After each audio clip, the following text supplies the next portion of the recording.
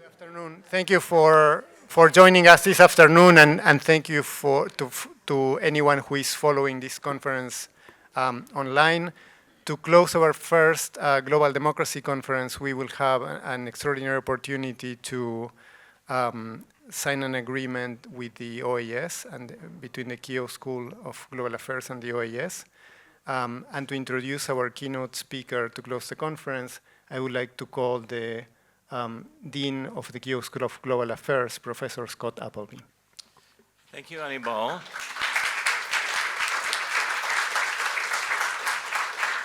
Thanks to all of you. There are many wonderful things about being a dean. One of the not wonderful things is that with a great conference like this that's been going on, I hardly can get in and hear anything, but I've heard nothing but great things about your conversations and the deliberations, and I congratulate the organizers and all of you who've been part of this fantastic event. We're really delighted. We thank the Kellogg Institute and the other institutes in the Keough School and other partners that have been part of planning the conference. It's with great pleasure this evening that I welcome our distinguished guest, Luis Almagro, whose presence with us today is a fitting culmination and capstone of our 2024 Global Democracy Conference. Elected as Secretary General of the Organization of American States in 2015 and re-elected for a second term in 2020, Mr. Almagro announced upon taking office that the central theme of his administration would be more rights for more people. What a great slogan. As Secretary General, Almagro has prioritized defense of democracy and human rights and has not hesitated to speak out when democracy and human rights have been trampled. For example, in the case of Venezuela, he pressed for the enforcement of the Inter-American Democratic Charter. He is the first OAS Secretary General to have invoked Article 20 of the Charter, which allows the Secretary General to call the Permanent Council and the General Assembly of the OAS to foster the restoration of democracy in a troubled member state. In Nicaragua, Almagro played an important role, an instrumental role, in the search for solutions to its crisis through multilateral diplomacy. The struggle to restore democracy in Cuba is at the very top of his regional agenda. He has increased OAS support for the mission to support the peace process in Colombia, a cause very dear to our hearts here in the Keough School with our Peace Accords Matrix project, so thank you especially for that intervention. Secretary General Almagro drove the creation of the mission to support the fight against corruption and impunity in Honduras, and not least, he expanded the OAS electoral observation missions with the first-time deployment of electoral observation in countries such as the United States and Brazil. A career diplomat, Luis Almagro was Uruguay's foreign minister between 2010 and 2015. Under his tenure, Uruguay decided to take in former prisoners from Guantanamo, granted asylum to dozens of Syrian families who were victims of the civil war, and secured regional endorsement for its election to a seat on the United Nations Security Council in 2016. He was also ambassador to China and an elected senator in Uruguay's 2014 elections. I have noticed over the years that diplomats get around. Sir, we are honored by your presence and eager to hear your remarks, after which we will move forward to formalize the new agreement between the General Secretariat of the Organization of the American States and the University of Notre Dame. Welcome. Thank you very much.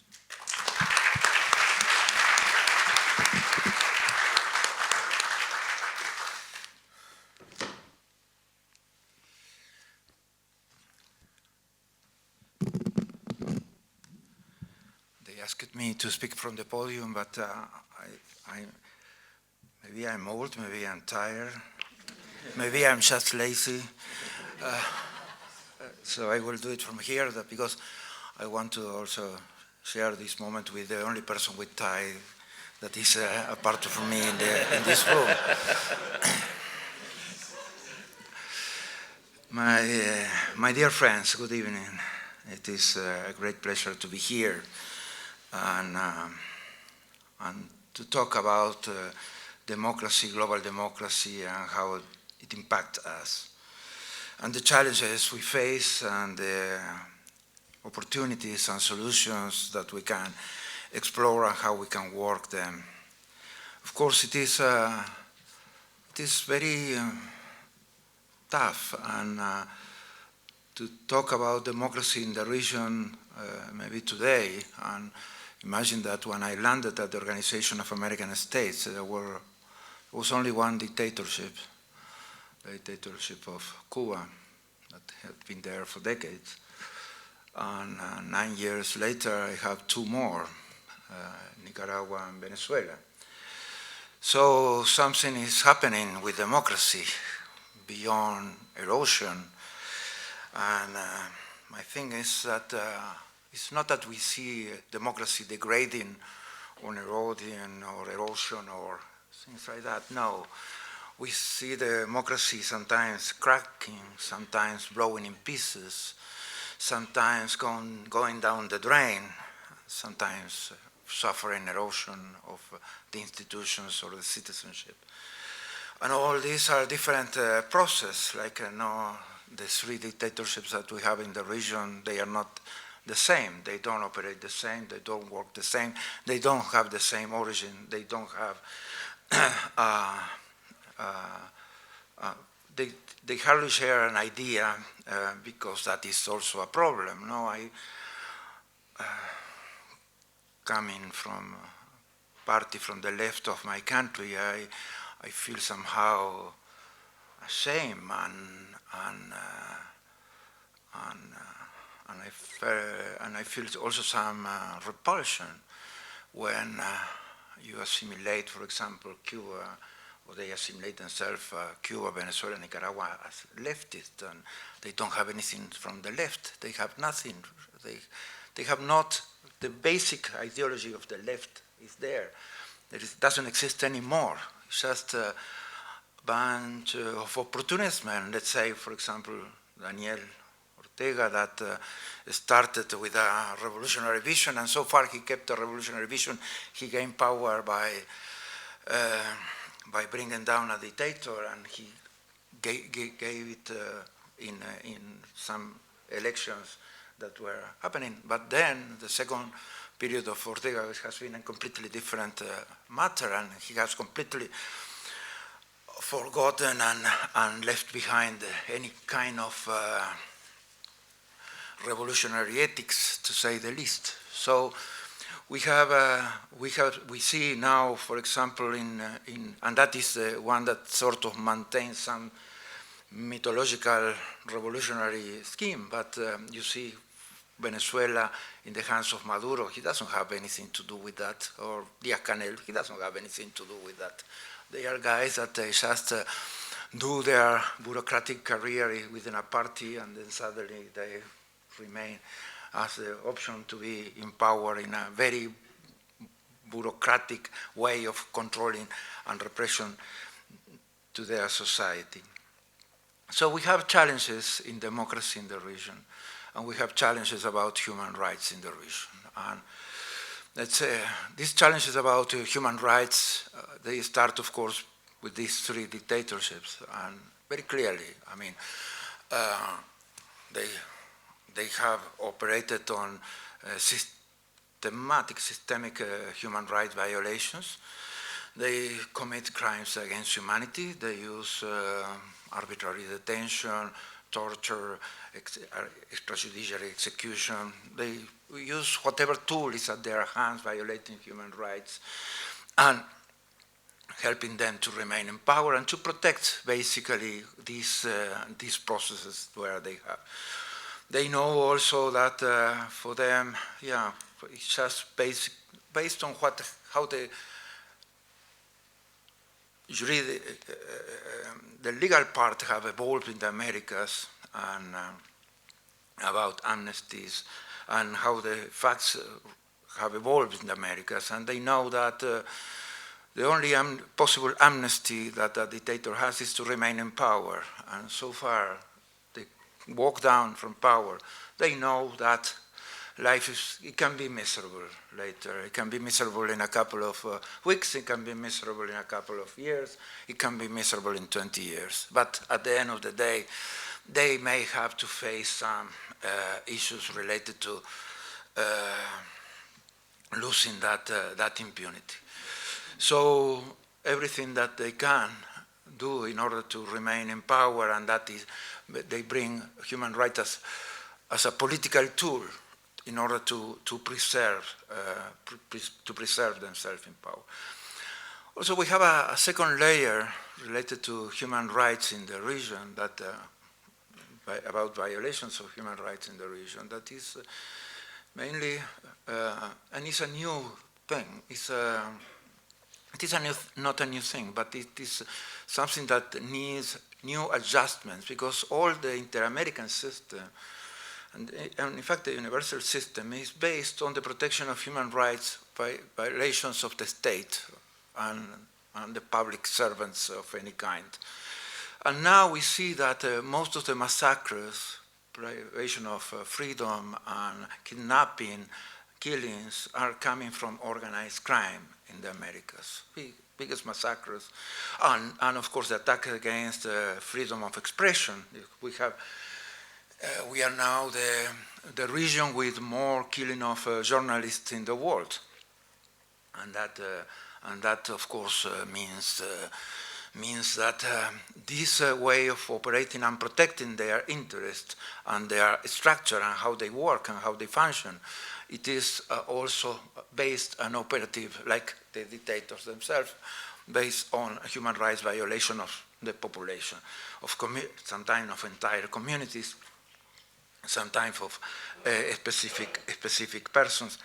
But the pattern is I protect my interests violating human rights. That is happening in the Americas today, and in fact the tools are not there to protect these people. They are there in every country, but they are not there in the international. But organized crime operates international, transnationally in the Americas in a very dramatic way, and their level of cooperation is very high.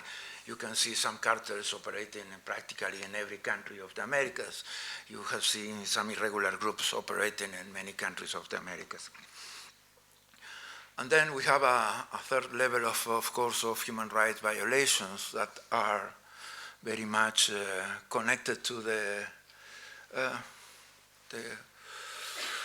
weaknesses of our democracies, because our democracies, they are fragile in the region. Let's say I'm talking about Latino Americans mainly in this time, not Latino Americans and CARICOM, not the two developed countries, the two G7 countries of the Americas. We have this issue that we need to provide solutions that they are not. The problems have been there in front of our eyes, at least for 200 years of independent life. And I always mention the structure of poverty and the inequality and discrimination. Discrimination because in this region, poverty has a color of skin, incredibly, but has color of skin. For example, I will put the example of my country. Afro-descendant population counts for 8% of the population, but counts for 40% of the poverty. So these shameful statistics, and it's worse somewhere in some other places. Discrimination, the structure of poverty, as I said, they have been inequality. They have been there for 200 years, and we have not been able to resolve them. The problems have been there in front of us. We have not been able to resolve. So these structural weaknesses of our democracies that have not been able to bring democratization to our countries, to bring equality, that we still have rich countries with poor people, that we still have, we are rich in resources, but our resources sometimes resolve problems of the globe, of the world, global problems, but they don't resolve the Latin American problems. The Latin American problems, they remain there generation after generation. We need to work harder in order to be able to bring these solutions. And the organization has been confronting a couple of issues in the past at least 9 years, 10 years. First of all, a very weak ideological elaboration, but very, very weak, that has made practically impossible the dialogue between left and right, that have become more than left and right in themselves, have become emotional things, very much more connected to negative emotions than to positive emotions even, bringing out all the rationality that is necessary in politics. And we have seen that, how these problems that we are facing today, we have not been able to bring them a proper solution, because sometimes we have become to the incredible thing that somebody may reach power without ideology, without a team, without a plan of action, and without a program for governance, and without all these things. And I remember now, usually I don't mention countries of my constituency, so I will leave it to you. But you have seen that, for example, in a big country, if somebody reaches power and his whole team is 40 people, and 20 were relatives, and they have a special idea about governance, and all these things are cracking in pieces, and how you hold this, how you bring stability, how you provide governance to those cases. And so because of this lack of ideological elaboration, sometimes the left is very tempted to go back to the 60s, to the revengeful days of the 60s, let's say, and the right is, on the contrary, has been very self-satisfied since the Berlin Wall collapsed, and they have not put anything there. No new elaborations are there. So this right and left, mainly, not general for everybody, but mainly they become like sources of more of like emotional fanatism or something like that, more than political elaboration, the needed political elaboration to find common ground, to find a political dialogue, to create things together, and to bring some strength to democracies. And so you have seen second rounds practically in every country, that is not, there is not a common ground at all. It's just the two projects that is impossible to conciliate between them, and practically impossible to conciliate between them, and with very extreme lack of dialogue. And so, yeah, I wish the best for democracy, and I feel that we need better citizens, and we need more rationality in politics, and we need more political elaboration. But especially during the pandemic and after the pandemic, we were like even polarizing to an extreme. Let's say the friend of Juan Sebastián, Daniel Ortega, he was doing practically the same every election. He was like co-opting a couple of parties, inhabilitating a couple of candidates, and maybe pumping some more ballots in the ballot boxes. And that was somehow working for him. Nobody in the international community was so eager to jump on that. But then, last election, he decided to put everybody in jail. Candidates, pre-candidates, whatever he found around.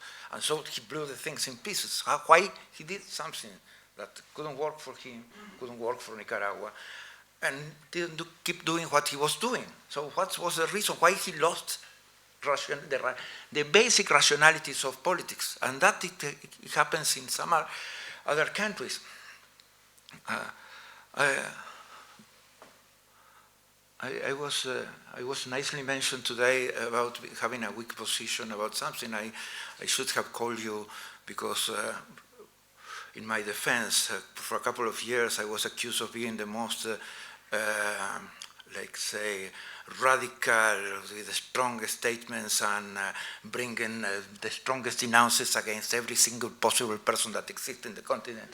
And they called me out of the organization for those 3 years, and knowing that I had such a defense around here, I should have called it. So it's something that, how do we bring back the rationality to politics? And in the Twitter, I remember, it doesn't say what I said. It says I said what the other person told me. And that was the most important part, the reassurance that I had. But things still need to be addressed when they needed to be addressed in a different manner. I was left alone. When it was a co-opting of the Constitutional Hall, when I was my mission that was investigating corruption cases was expelled from the country, so I came for that. And then I was left alone, and like everybody thought, oh, this is a great opportunity to kick Almagro out again. So another missed opportunity, but so it must be very frustrating. So it's something that how to bring back rationality to politics, how to bring back political elaboration, how to appeal to knowledge, and that is why are we so happy to sign this agreement with Notre Dame today, because first of all, it has to be based in knowledge.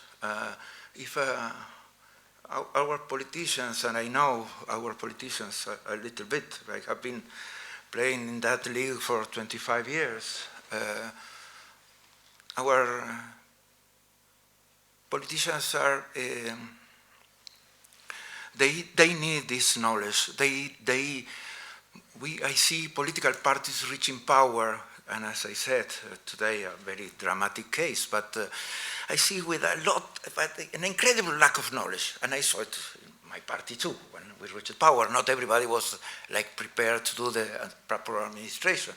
So that is something that we need to adjust again. And knowledge, it can only come from where the knowledge is. That means what university, high-level education can provide to the political system, to keep it adjusted, to keep it going properly. And I like it very much. The previous discussion, I have to say, but yeah, and I wanted to intervene so many times that, but then I say this is enough to listen to me once,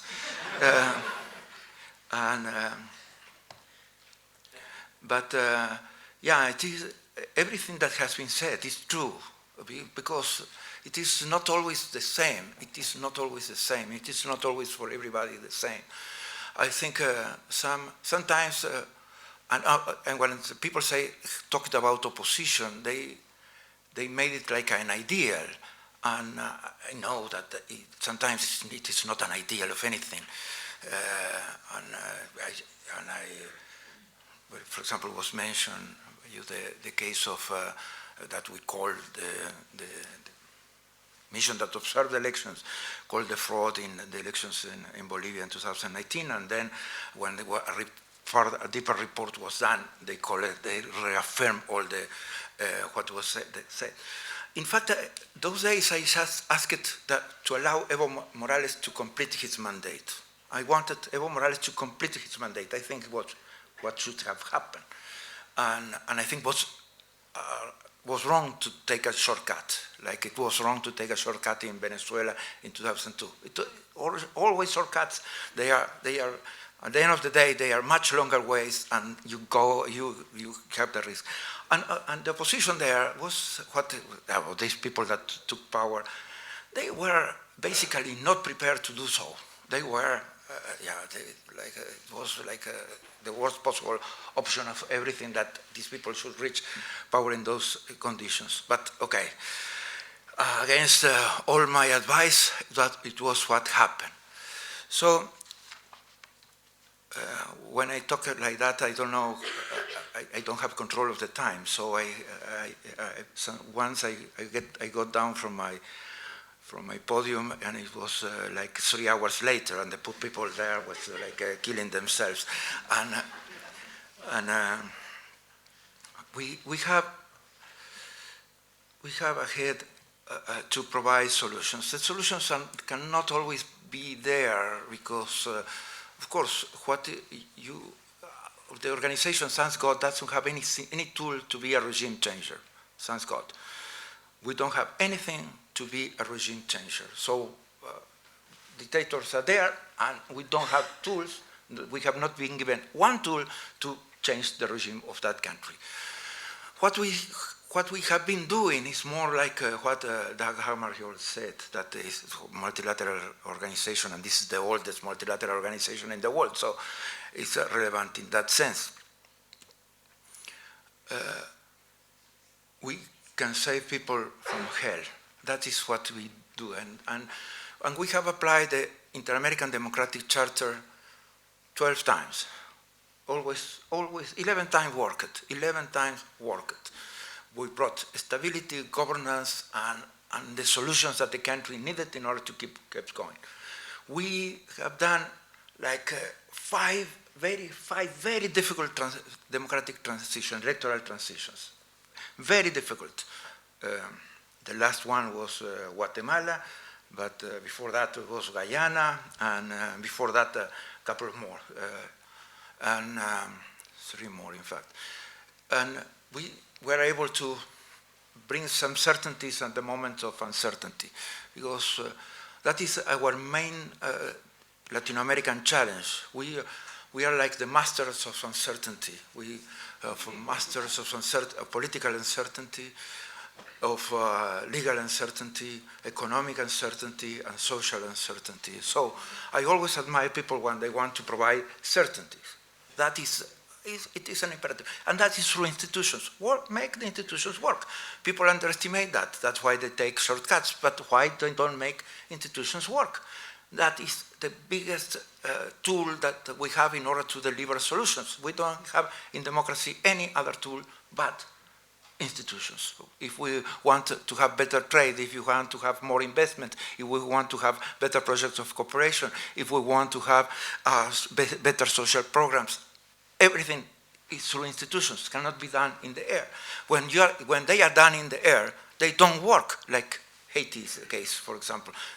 A lot of projects of cooperation and a lot of things brought into the country, but without institutions. So things done in the air, and they just disappear in the air again when the cooperation is extracted again.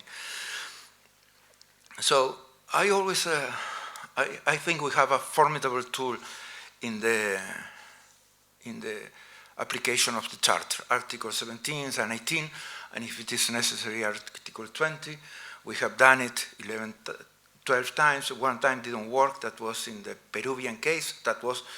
Somehow it was working, but then the president decided to dissolve the Congress, so everything was back to square one, and the thing was blew in pieces in the country. So we had a problem there that was impossible to resolve. But all the other cases, and I mentioned some other countries where it was applied. That was in Haiti, in the first transition, when it was necessary that Martelly was removed from power, in Guatemala, and El Salvador, in Ecuador, we have applied the Inter-American Democratic Charter, like practically, and that brought the solutions. And these democratic transitions that were done, that were so difficult, somehow they worked too.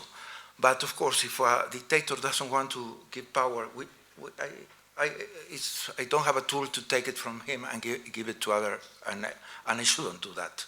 And I shouldn't do that because that can never be the work of any political organization. So when people talk about governments of notables and things like that, that is like the worst possible option always, that should never be available, because whatever is chosen by the people is the best option always. And it's not that the people don't get it wrong, that sometimes they are wrong, but they have the right to be wrong. The people have the right to be wrong, and politicians, we don't have the right to be wrong.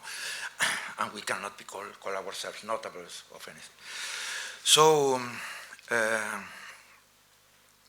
Paco wants to go to the bathroom, or he's trying to tell me that my time is over. So,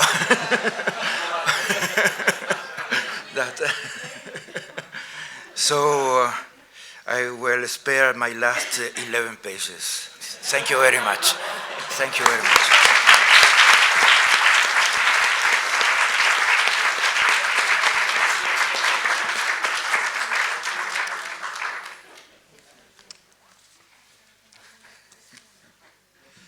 Well, in a world of many uncertainties, we can be certain, you can be certain, sir, of our friendship and our partnership here between the Secretary and the OAS and the Keough School. So we have an agreement to sign here that we will not read to you because it would go on longer than that very succinct talk we just heard. It would be longer than your text. But it summarizes a set of agreements between the Keough School and Notre Dame more generally, and OAS to share resources, to share materials, to think about ways we can collaborate on research projects. As you said, without facts, without investigation, without accuracy, we can forget on any forward movement in democracy and governance that's based in reality, and that's based in the lives, the circumstances of the people we're serving in our democracies. So this is a modest agreement in a sense, but it also indicates that we here at Notre Dame are in solidarity with you in all of your great efforts to promote democracy around the world, and certainly in Latin America. So we will sign this now, I think, and I think I got the right copy here. I have the one. We are not going to check that now. I have the one that I edited that you haven't seen, where the OAS pays for everything. That's the one we're going to sign. I dare you. I double dare you. We are the poorest organization in the world. You can take whatever from us except money. I cannot credibly say that Notre Dame is the poorest organization No, in the it world. is not. So That's why we are signing this. So there you are. Very good.